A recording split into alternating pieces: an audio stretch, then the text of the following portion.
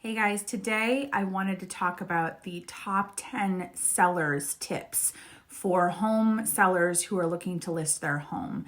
So I'm going to take you through my top 10, but obviously these are just a limited list. There's so much more that you can have for tips and tricks up your sleeve when selling. So let's take it away. The first one, and it's so relevant right now in this early spring market, is to start early. So I've said this a million times, but the most successful clients that are home sellers that I have reach out to me early, even if you're not thinking about selling till later on in the spring or the summer or even this year or next year. Start early. There's so much that goes into selling a home that we need to start before it ever comes on the market. And that is preparing your home for sale. That is, finalizing a to-do list before you come on the market. It is figuring out your time frame, your finances, all of that stuff. So there is so much that goes into it that we want to make sure that you are starting early. One line that I tell my clients all the time, my seller clients, is don't wait for the competition. Be the competition. Set the stage for the market, whatever market you're in. So that's tip number one. Tip number two, declutter, depersonalize. You've probably heard these two words before. It's nothing to take personally. I tell everyone that I meet with on listing presentations that whether it's one person in a home that lives very minimally or 25 people that live in a home that is packed to the gills, I will, and probably any other agent will tell you to declutter and depersonalize. The reason for this is when you decide to list your home, you have to kind of remove your personalization out of the equation because the buyers that are coming into that home want to envision themselves in that space. In order to do that, they don't want to be distracted by your stuff, right? So you need to declutter. We want them to be able to see the spaces, the layout, and appreciate that instead of getting distracted. You also want to depersonalize for privacy reasons and also to make sure that buyers can envision themselves in your space. For every client that I have the privilege of working with, I go through as part of my white glove concierge service to them to go through every single room in their house and the outside and come up with a game plan. These are things that I can see with my eyes to selling, both as a listing agent and a buyer's agent, of what I think are going to be improvement areas or things that we can do to refresh, improve those spaces. I am also an accredited stager, so I'm able to kind of advise my clients on how to best set up their rooms. That does not mean bringing in a lot of furniture, renting furniture, and staging. A lot of that has to do with utilizing what you have already and just laying it out in a different way. So that is something that I pride myself on, working with my clients in a collaborative effort to best prepare their home for sale. The next tip that I would say is ask questions. Make sure that you are involved in this process. Make sure that you're understanding what to expect, what the time frame is, what the different pieces of the puzzle will look like. There's a lot of pieces to buying and selling a home. I make sure that I educate my clients, whether I'm on the listing side of it or the buyer side of it, every step of the way, because it really is it's probably the biggest investment, probably the biggest purchase or sale that you will make in your life. And I want to make sure with every client that I have the honor of working with that they are involved, they are in the driver's seat, they are asking questions, they are a part of it, they understand everything. And if they don't, I want to take the time with them. So ask questions. One of the most important things, and will probably not come as a surprise to you, is price appropriately.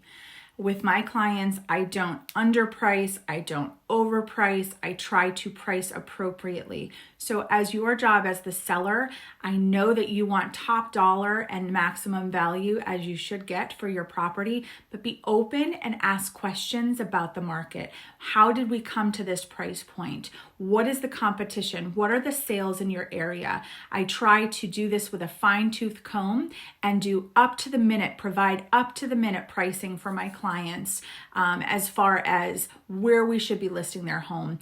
And it's always a conversation with me because it's your home and you're in the driver's seat.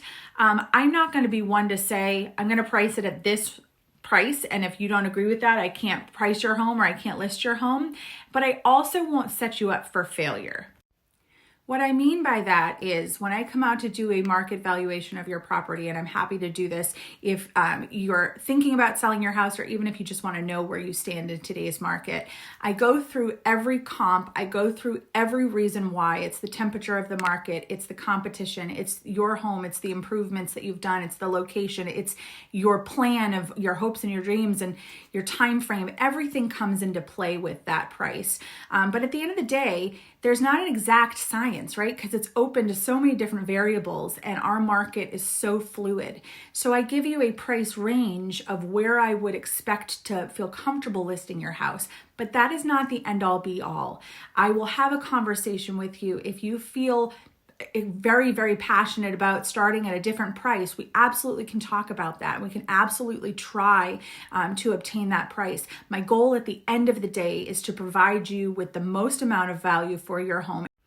I'm happy to say that the average client that I have and my proven track record of being able to price homes appropriately, market them strategically and aggressively has yielded my clients above asking, generally multiple offers with very favorable terms. So, ask questions and be open, and hopefully you have an agent who is open to discussing pricing options and scenarios with you, but also not just telling you what you think you want to hear or what they think that you want to hear, to price and secure your listing, to overprice it and just be in a situation where they're telling you you need to do a price reduction in a couple days after securing the listing. It's really about being realistic, appropriate, and setting you up for success.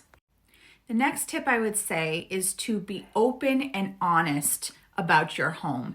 If there is something that is a material defect in your home, if there is something that is not working, that is leaking, that is broken, that needs attention, be open, because we don't want to figure that out at the 11th hour after a home inspection or when we're further down the road. It's important to be open and honest in the beginning. If there's something that needs attention, that we either visit that and get that fixed before we go on the market, or disclose and provide that information to any buyer coming through your house. We want to make sure that we protect you from liability and from disclosure. So it's important that you set yourself up for success in the way of honesty and integrity, and also preparing and fixing and making little refreshes as needed. Tip number 6 is to set the tone for your home. We have one first impression to make, both online and also in person. Online consists of making sure you are having professional photos done of your home. So if you're listing with an agent, they need to do professional photography. You need to make sure the lighting is good. You need to make sure that all of the shades are up. Appeal to all of the senses for your buyers, right? So the first impression, walking through the first door, what are the buyers gonna see? Lighting is huge. Perception of the space is huge. We've talked about that with the decluttering and depersonalization.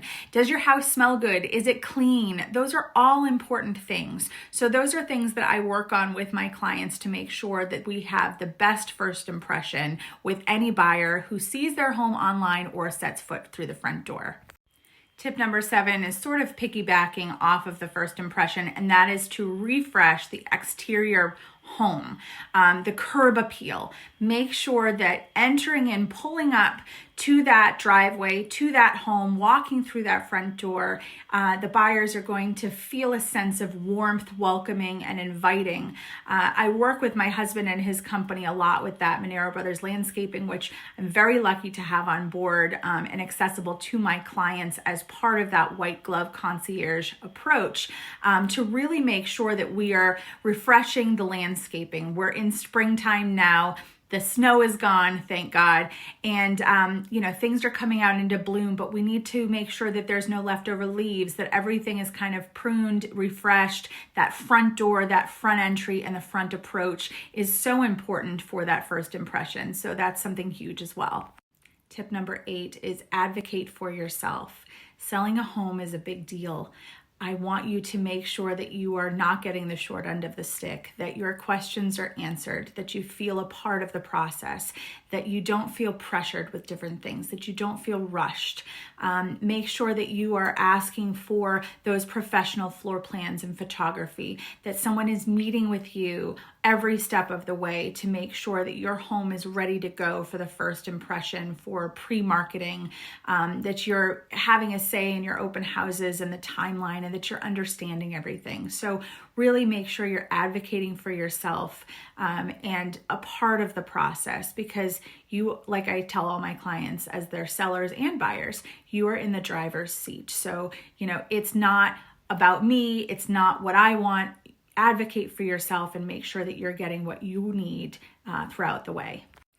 Okay, we're almost there. Tip number 9 is to have a plan. This kind of goes back to what I started out with of getting ahead and starting early, but it's important to have a plan the entire way of the process. So when I sit down and I have a first meeting with my home sellers, I want to know what their timeline is. Where are you going? What are you planning on doing after this? What does your timeline look like for buying a property or relocating or downsizing? Have a plan in place. I make sure that with all of my clients, I am every step of the way explaining what the next step is to expect. So it's not just about slapping a for sale sign in your yard and saying like, good luck. It's every step of the way with negotiations. Know where you're going, what you're going to accept. Know what's important to you. Know what you are, what your timeline is for moving, all of that stuff. So have a plan in place. Understanding what your hopes and goals and time frame are and next steps are is such an important part of the process, because your success story is what it's all about. So not only from getting an accepted offer, but making sure we have a plan. Every client that I am able to work with, I help them with the final reads, the smoke inspections, the attorney, the purchase and sale, their closing, their moving, their utilities, all of that stuff. Because it can be stressful to sell a home. It can be stressful to move. So at the end of the day, my goal is to not only set you up for success, but also a seamless and stress-free move so that it's an exciting time. It shouldn't be a really stressful, horrific time that's overbearing and really, you're just driving yourself crazy. So have a plan, be open, share it with the agent that you're working with, and work on it together. Tip number 10 is the most important tip, and that is hire a real estate agent that is local to your market, that you have a connection with, that makes you feel like you are part of the process, that makes you feel heard, that you are understanding everything, that you're not rushed, that you're not pressured. Selling a home is personal. It should be personal. You should work with somebody who puts your needs and your priority and your home at the forefront of what they're doing and what their priority is. Don't work and make it feel, you should not be one of a number. You should not be on a conveyor belt passed around to team members. Hire someone who is going to work with you and for you to ensure that you are not just a number, that your needs matter, and that they will work and do everything in their power to set you up for success.